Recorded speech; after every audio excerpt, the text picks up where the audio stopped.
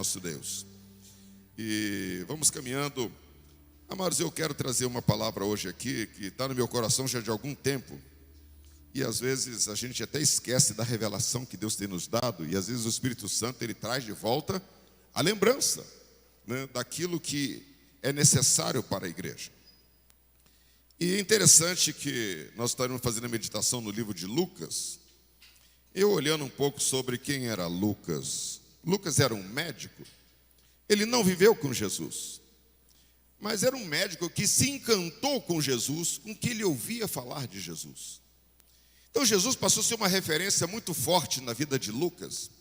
E médico são pessoas metódicas, porque ele trabalha com protocolos, seja para identificar uma doença, seja para ministrar uma terapia. Então são pessoas que têm alguns critérios para entender as coisas. E normalmente um médico, e Lucas aqui nós vamos ver, lendo os livros que ele escreveu, que é o livro de Lucas e também o livro de Atos, nós vamos ver que ele era um homem que tinha uma certa sensibilidade ao sofrimento humano. Você entende isso na narrativa dele, quando ele coloca vários detalhes, é de alguém que percebe que o sofrimento humano é algo que incomoda. E ele então decide escrever sobre Jesus, porque ele se encantava com Jesus e via que Jesus também se importava com o sofrimento das pessoas. Seja sofrimento físico, seja sofrimento emocional, seja sofrimento familiar, sofrimento espiritual. E ele nos seus livros, ele trata esse assunto de uma maneira bem interessante. E ele, além de lendo, você entende quanto isso tocava o coração do nosso amado irmão Lucas, o médico também chamado Amado. Era uma pessoa que gostava de gente, entendia de gente, e ele então procurou em Jesus a maior expressão daqueles que se preocupam com pessoas. E ele escreveu exatamente por causa disso, porque ele entendia do que era preocupar-se com pessoas, o que era preocupar-se com pessoas aflitas, pessoas enfermas, pessoas desoladas, pessoas abandonadas, pessoas humilhadas, e ele se preocupou com isso. E o livro dele inteiro nós vamos achar esta inspiração lá dentro. E nós vamos estar meditando aqui no capítulo 15, vou pegar apenas alguns versículos, mas o capítulo 15, ele trata do mesmo assunto em 3 parábolas. Ele trata da parábola da ovelha perdida, ele trata da parábola da dracma perdida, e ele trata da parábola do filho pródigo. 3 parábolas. E nós vamos dar uma passadinha por essas parábolas e tirar delas aquilo que o Senhor Jesus quer nos ensinar com tudo isto. Mas para dar base no nosso texto, eu vou ler apenas um pedaço da última parábola, que começa no versículo 11, Lucas 15, 11, que fala da parábola do filho pródigo, e depois nós voltaremos a fazer uma reflexão sobre as demais parábolas também. Diz assim o texto, e nós vamos nos adiantando aqui. E disse: um certo homem tinha 2 filhos, e o mais moço deles disse ao pai: Pai, dá-me a parte da fazenda que me pertence. E ele repartiu por eles, pelos 2 filhos, a fazenda.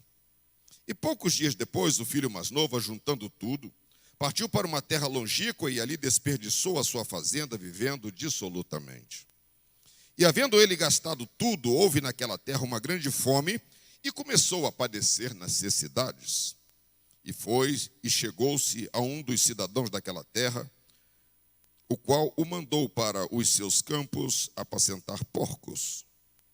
E desejava encher o estômago com as bolotas que os porcos comiam, e ninguém lhe dava nada. E caindo em si, disse: quantos trabalhadores de meu pai têm abundância de pão, e eu aqui pereço de fome? Levantar-me-ei, irei ter com meu pai, e dir-lhe-ei: Pai, pequei contra o céu e perante ti, e já não sou digno de ser chamado teu filho, faz-me apenas como um dos teus trabalhadores. E levantando-se, foi para o seu pai. E quando ainda estava longe, viu o seu pai, e se moveu de íntima compaixão, e correndo lançou-se-lhe ao pescoço e o beijou. E o filho disse: Pai, pequei contra o céu e perante ti, já não sou digno de ser chamado teu filho. Mas o pai disse aos seus servos: trazei depressa a melhor roupa, vestilho e ponde-lhe um anel na mão e sandália nos pés. E trazei o bezerro cevado e matai-o, e comamos e alegremo-nos. Porque este meu filho estava morto e reviveu, tinha se perdido e foi achado. E começaram a a alegrar-se. Esse livro, o texto que nós lemos aqui, ele está dentro de um contexto do capítulo 15, do livro de Lucas. E o primeiro texto aqui, a primeira parábola, ela trata da ovelha perdida. Eu vou mudar um pouquinho a sequência aqui para a gente entender. Eu vou começar aqui no versículo 8. Fala de uma mulher que ela tinha 10 dracmas, 10 moedinhas, e ela perdeu uma.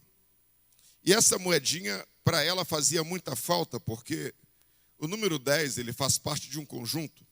E eu vou fazer uma pergunta aqui para os irmãos aqui. Quando você vai comprar, Rô, me ajuda aqui, quando você vai comprar ovos, você compra 11 ovos? Não, você compra 12, né? Aqui, a irmã Rose aqui, quando você vai comprar banana, você compra 11 bananas ou compra uma dúzia? Normalmente, parece que uma faz falta. Dentro das nossas culturas, esse um faz falta. E essa mulher, ela tinha 10 dracmas, 10 moedinhas. Era uma mulher viúva. E dentro do contexto de viúva, e o Lucas, ele sabia disso, o sofrimento era grande, porque uma mulher viúva, ela não tinha sustento. Se não tivesse alguém que a sustentasse, ela não tinha. Mas esta mulher, ela tinha apenas 10 dracmas. Era uma moeda grega, que só mudou recentemente, desde aquela época. Mudou quando entrou o euro e a Grécia passou a fazer parte da comunidade europeia. Então, a dracma foi mudada pelo euro. Mas até então era a mesma moeda. Uma moedinha que tinha um valor muito baixo.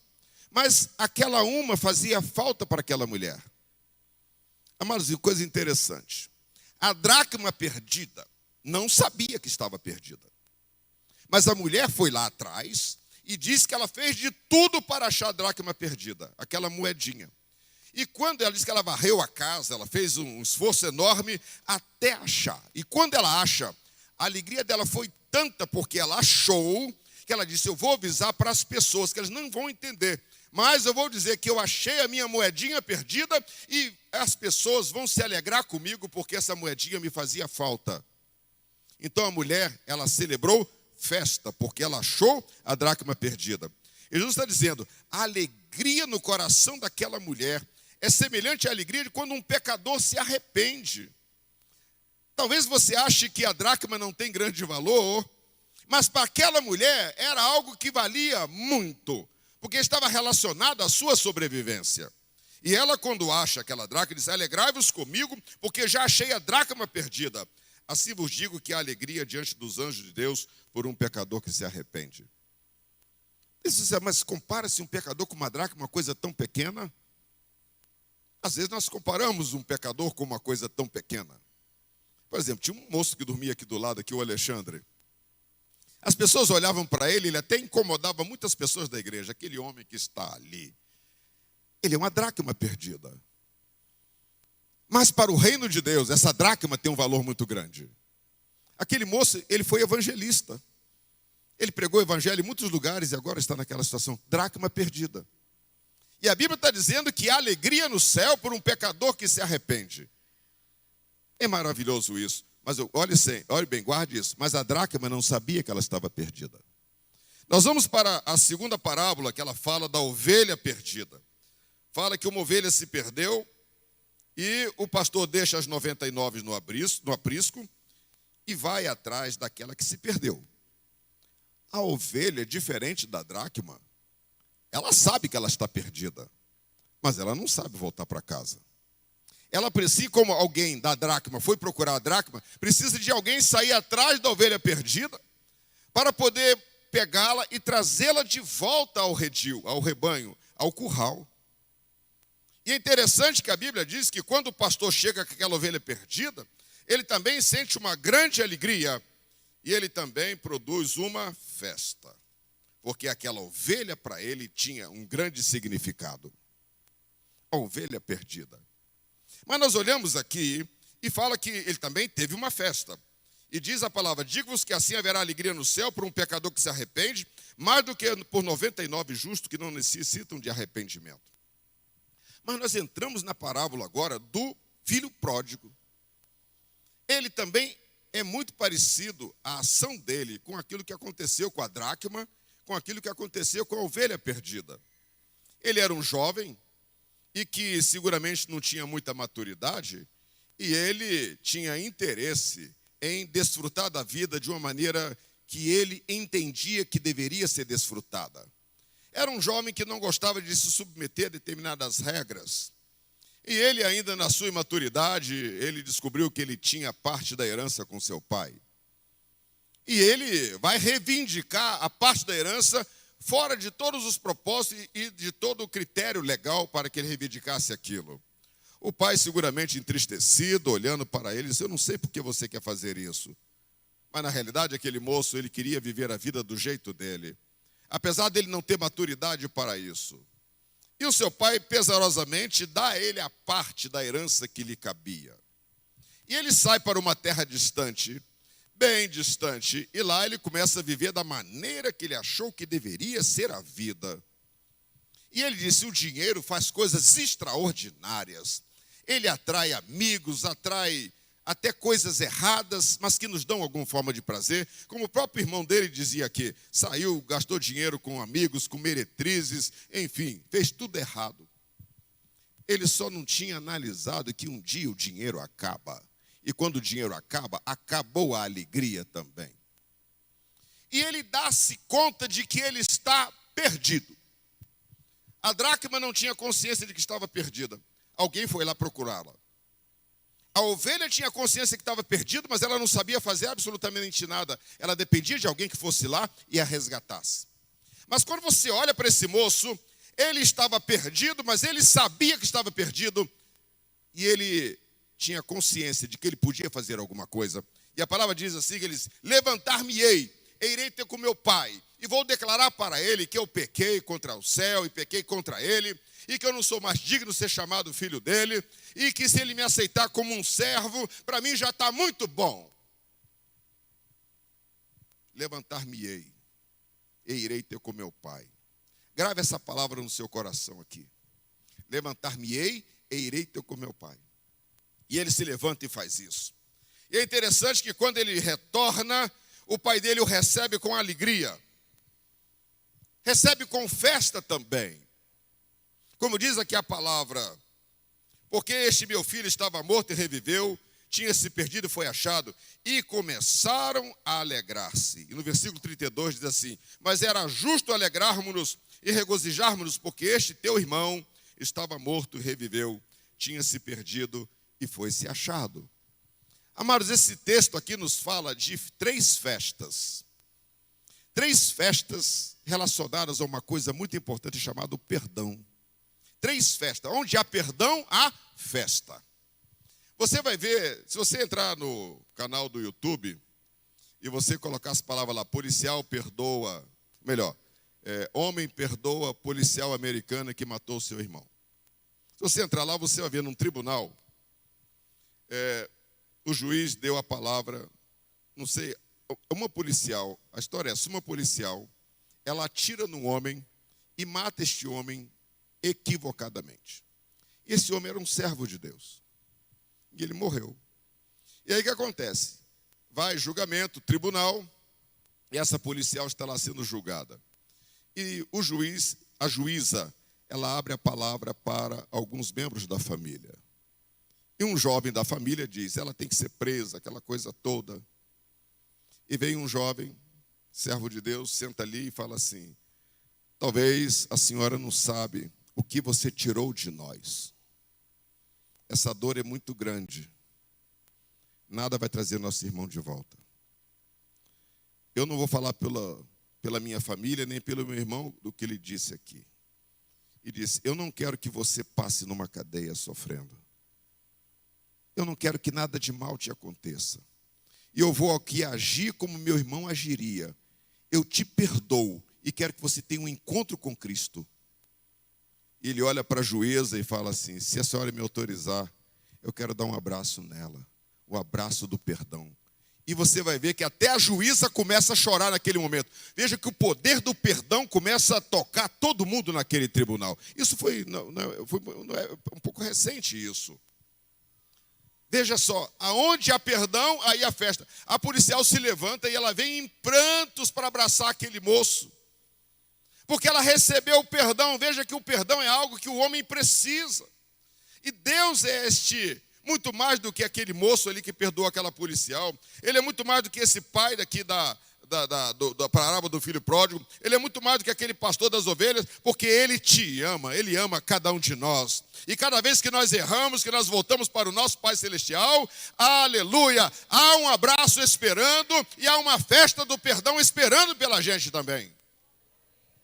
Isso não é só para aquelas pessoas que estão lá no mundo. Às vezes nós, como cristãos, amados, cometemos erros, nós pecamos também. Mas nós temos que tomar a atitude que aquele moço tomou. Está dizendo, levantar-me-ei e irei ter com meu pai. Então quando você cair, você tem que tomar essa atitude de dizer, levantar-me-ei e irei ter com meu pai, porque lá tem perdão. E quando tem perdão, tem acolhimento e tem festa também. Glória a Deus. Amados, o perdão de Deus é algo simplesmente extraordinário. Você vai ver alguns vídeos na televisão e aí na internet sobre o poder do perdão. Você vai encontrar um homem lá também, que ele era um serial killer, ou seja, matava só mulheres. E matou mais de 50 mulheres, até mulheres que ele nem conhecia. E era uma pessoa fria, uma pessoa que, assim, você podia fazer qualquer comentário que não alterava o estado emocional dele. Mas entra uma pessoa no tribunal que perdeu um ente querido, também um servo de Deus, e olha para ele e diz assim, que nesse tribunal aqui as pessoas elas odeiam você. Mas o Espírito de Deus fala no meu coração que eu tenho que liberar o perdão, e eu te perdoo. A hora que ele libera o perdão sobre aquele homem insensível, parece um psicopata, ele desaba a chorar naquele tribunal incontroladamente por causa do poder do perdão. Ele achou pessoas que diziam, você tem que morrer. Uma mulher disse, eu quero que você tenha uma morte lenta e ela bem dolorosa, para você sentir a dor que você causou na gente. Mas a hora que ele recebe a palavra de perdão, aquele homem se desmonta também naquele tribunal. Mas o perdão que Deus colocou para nós é algo extraordinário. Você vai dizer, pastor, mas hoje é um culto de domingo, essa mensagem é para quem? Essa mensagem é para mim, essa mensagem é para você, essa mensagem é para aquele que não recebeu Jesus, essa mensagem ela é universal. O importante é que você tome a atitude, levantar-me-ei e irei ter com o meu Pai. Porque a hora que você toma essa atitude, olha a atitude do Pai, Jesus aqui estava tipificando este Pai, como nosso Pai Celestial, como ele recebe uma pessoa que toma a atitude de voltar-se para Ele. Mesmo que você esteja todo errado. E às vezes, amados, nós passamos por certas fases da vida, e que às vezes algumas fraquezas vêm, e a gente começa a andar cambaleando, e às vezes caímos, e aquela queda às vezes nos coloca numa condição muito difícil. E muitas pessoas às vezes não se levantam. E elas têm medo de se levantar por causa da falha que ela cometeu. Eu fico olhando às vezes quantas pessoas estão sofrendo em prisões porque na realidade elas cometeram alguma falha, elas pecaram diante de Deus, mas elas não tiveram forças para tomar uma atitude. E este culto aqui, para quem está presente, para quem nos acompanha pelas redes sociais, sabe que tem um Pai esperando por você. Assim como aquela mulher da dracma perdida, a dracma tinha um significado enorme, porque a gente talvez olha hoje, é mais uma viúva, uma dracma, será? Parece que é tão histórico. Não, porque uma mulher, na condição de uma viúva naquele tempo, uma dracma tinha um significado muito grande. E ela sabia o que aquilo significava para a vida dela.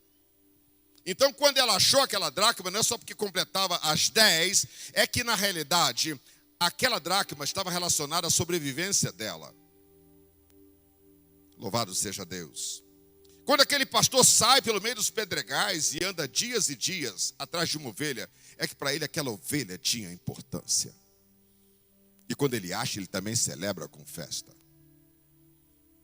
Eu quero dizer que no céu tem festa quando nós nos arrependemos.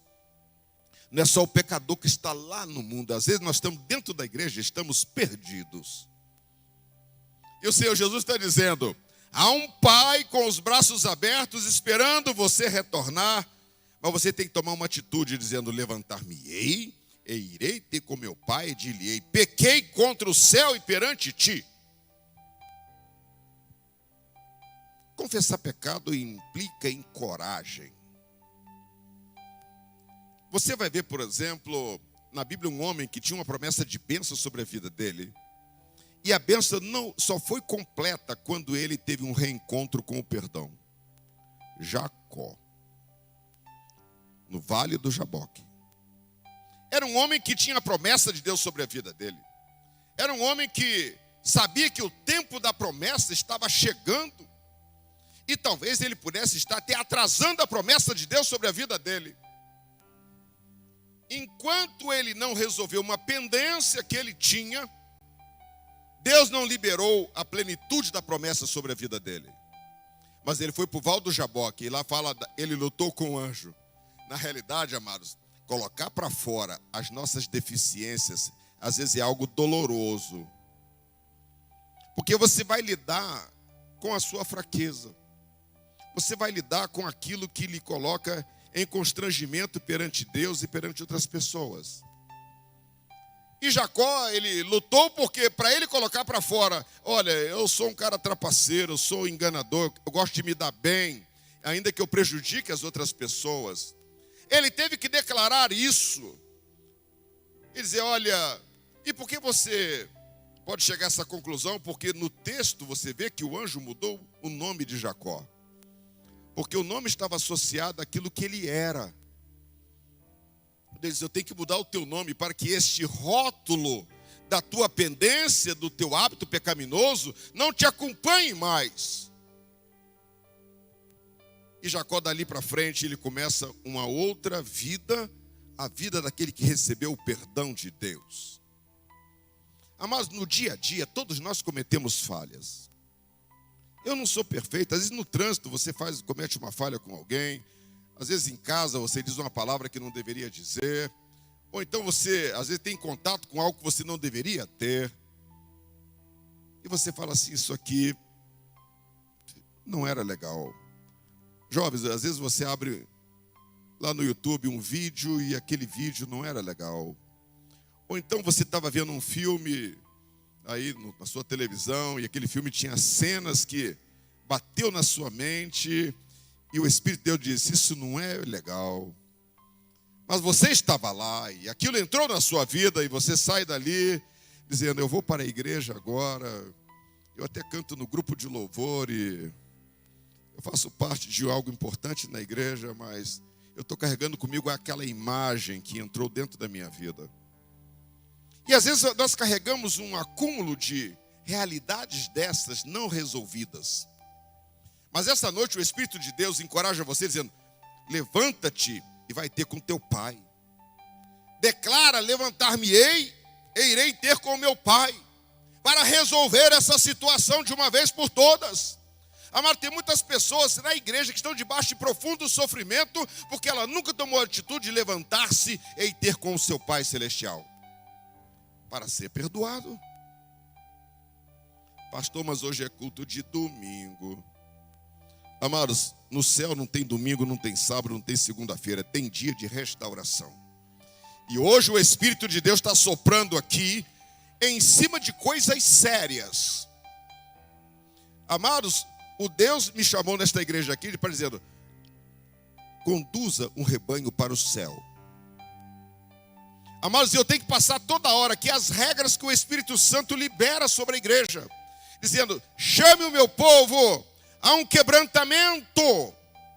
Deus quer que nós como igreja tomemos um posicionamento, dizendo, levantar-me-ei e irei ter com meu Pai para corrigir, para tirar as pendências, porque eu quero entrar no céu e ter a bênção completa sobre a minha vida. Quantas vezes nós restringimos a bênção de Deus sobre nós, porque na realidade a nossa vida, ela começa a ficar sobrecarregada de pendências. Aquele moço, ele estava com as suas pendências. Ele achou que o dinheiro resolvia todos os problemas que ele tinha. Pelo contrário, o recurso na mão dele levou ele para se afundar cada vez mais. Mas o fato é que num certo momento ele se lembrou, eu tenho um pai. Meu irmão, você tem um pai. Minha irmã, você tem um pai celestial. Ele não é o teu juiz, ele é o teu pai. Um pai que te ama. E ele quer liberar o amor completo dele sobre a sua vida. Mas você tem que tomar uma decisão. Levantar-me-ei e irei ter com meu pai. Eu quero que você leve essa palavra no seu coração.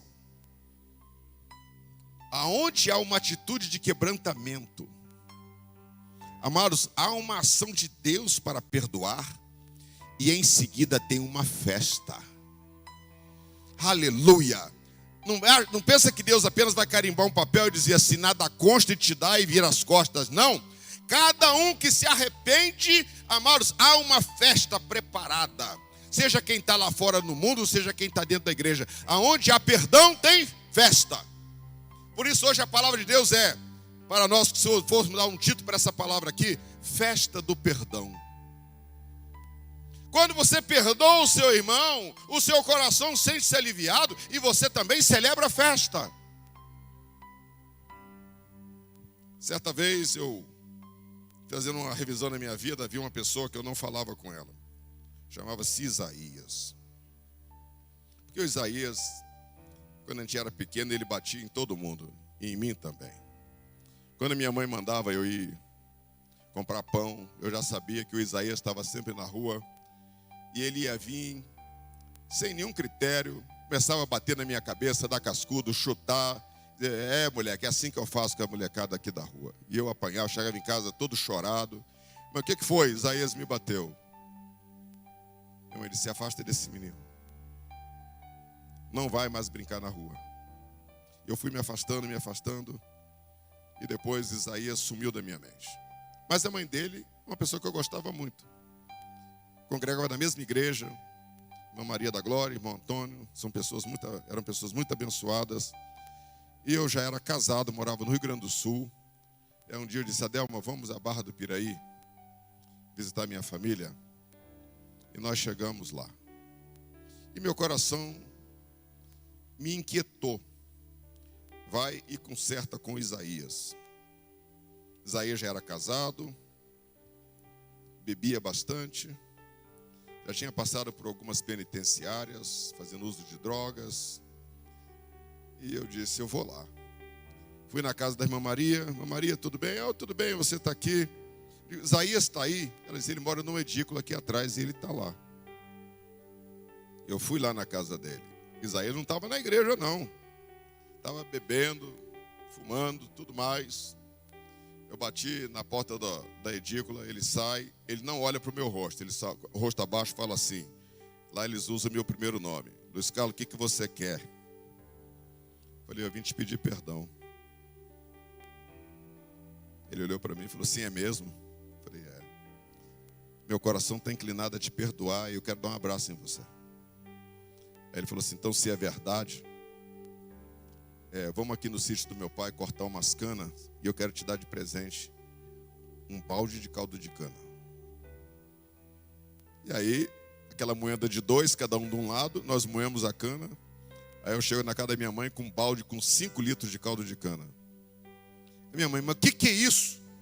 Eu não tenho nem onde colocar caldo de cana azeda, se passar de um dia para o outro, não cabe na geladeira, a geladeira é pequena. Digo, mãe, isso aqui é a festa do perdão. Isso aqui é o produto da festa do perdão.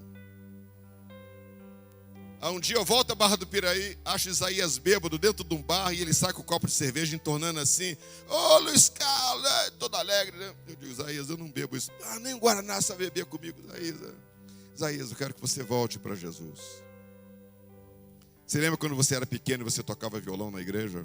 Você foi o primeiro dos meninos que aprendeu a tocar violão. O fato eu vim embora. Isaías voltou para Jesus. Teve a vida transformada. Ele era pedreiro, fez um serviço na casa dos meus pais que já eram falecidos. E depois Isaías passou para a eternidade. Perdão. Um balde de caldo de cana. Amados, a iniciativa foi minha, porque eu disse, eu estava no Rio Grande do Sul. Eu não tinha falado com a Adelma sobre isso, né, lá na época. Mas eu disse naquele dia no meu coração, levantar-me-ei, irei na casa do Isaías para resolver essa situação. Eu não quero ter esse negócio com uma pessoa, eu não falo. Perdão, amados, nós temos que ter perdão entre nós e perdão entre nós e Deus. Tem que haver perdão dentro das famílias. Marido e mulher tem que aprender a se perdoar. Quando você olha para a sua esposa, ela é imagem e semelhança de Deus. Quando você olha para o seu marido, ele é imagem e semelhança de Deus. Quando você olha para o seu filho, ele é projeto de Deus. Filho, quando você olha para os seus pais, eles são projetos de Deus. E dentro de casa, às vezes virou um ambiente muito agressivo. Às vezes nós erigimos altares de dissensão dentro de casa. E passamos a carregar pesadas mágoas uns em relação aos outros. Mas hoje o Espírito Santo está dizendo para você: tome a atitude que esse moço tomou. Levantar-me-ei e irei ter com meu pai. E vou declarar o meu pecado. E ele não sabia o que ia acontecer. Ele disse: me coloca no nível mais baixo. Mas o pai disse: não, teu nível é aqui em cima. É roupa nova, é sandália nova, é anel no dedo e festa. Aleluia! Mas um perdão dentro de uma casa gera festa, gera alegria. Um perdão no meio do povo de Deus gera festa, gera alegria também. Deus está soprando, o vento do Espírito está soprando aqui nesta noite, aqui. Glória a Deus. Levantar-me-ei e irei ter com meu pai. Leva essa palavra no seu coração. Perdão é ambiente de festa. Perdão é ambiente de alegria, é ambiente de restauração. Deus quer liberar bênçãos enormes sobre as nossas vidas. Libere perdão.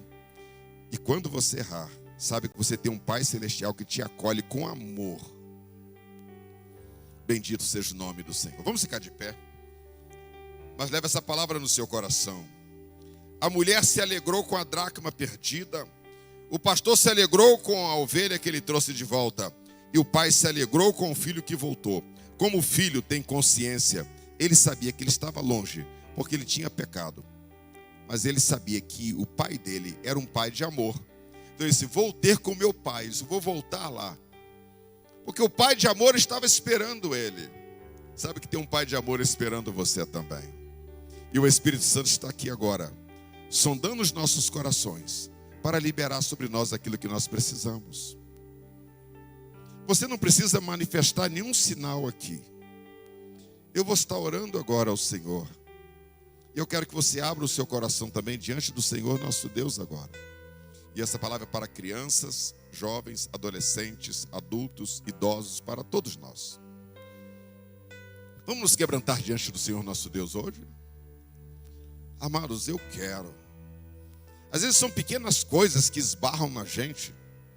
E durante o dia você esbarra em tantas coisas. Você ouve uma piada suja que você não queria no ambiente de trabalho, o cara da sala do lado, e aquilo entrou dentro de você. Você ligou uma televisão, passou um negócio lá que você não devia ver e viu. Você falou alguma coisa que não devia, mas falou. E o dia inteiro é assim, você vai esbarrando, quando chega um certo momento, você diz assim: ei, o dia de hoje foi um dia meio complicado. Mas toma a decisão: levantar-me-ei e irei ter com meu pai. E dir-lhe-ei: pequei contra o céu e perante ti. E amados, e quando o perdão opera, a festa. Vamos estar orando ao Senhor agora. Pai, em nome de Jesus, aqui estamos reunidos como igreja do Senhor. Nos colocamos na Tua presença porque Tu és o nosso Deus. O Senhor habita nas alturas, mas o Senhor também é um Deus de amor e de graça, que está sempre atento para ouvir a declaração de alguém que se afastou da Tua presença pelo perdão, mas que tomou a decisão de se levantar e de voltar para a Tua presença, reconhecendo as suas faltas. Pai eterno, eis-nos aqui na Tua presença. Nós temos pecado de muitas maneiras, Senhor. Ó Deus, às vezes nos acostumamos até com a vida pecaminosa e declaramos que não tem nada a ver. Pai, que nesta noite esse espírito de engano seja repreendido e que Teu Espírito venha nos convencer, Senhor, dos nossos pecados e que possamos ser estimulados a tomar uma atitude de nos levantar e ter com o nosso Pai Celestial, que é aquele que nos perdoa de todos os nossos pecados e nos dá vestiduras alvas, Senhor. Ó Deus, opera em nós agora. Não deixe que venhamos carregar, Senhor, sobrecargas das nossas ações que contrariam a Tua vontade. Mas que nesta noite, Senhor, o Teu Espírito possa nos quebrantar e nos levar aos átrios do conserto, aos átrios da reconciliação, a reconhecer que a humildade, ela é um atributo daqueles que querem Te servir com integralidade, Senhor. Meu Deus, vai tirando toda a vaidade do nosso coração, todo orgulho oculto.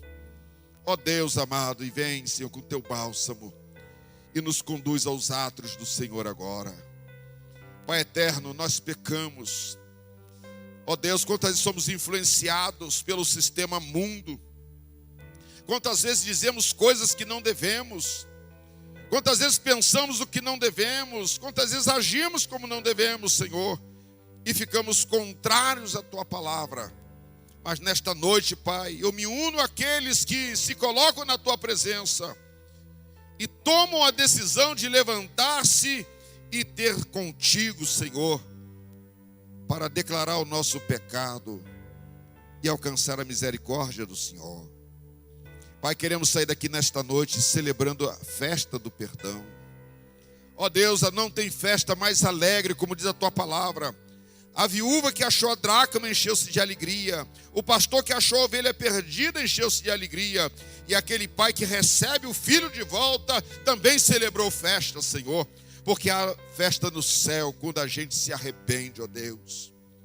Pai eterno, não deixa que a cristalização do pecado ela venha dominar as nossas mentes, cauterizando-nos.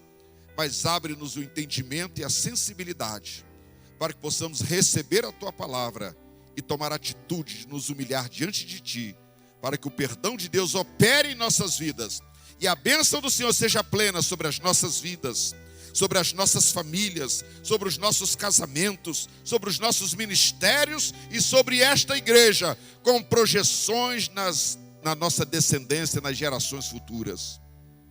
Recebe, Pai, a nossa oração e seja sobre a Tua igreja a Tua bênção e a Tua graça. É a minha oração que eu faço no nome do Senhor Jesus. Em nome de Jesus.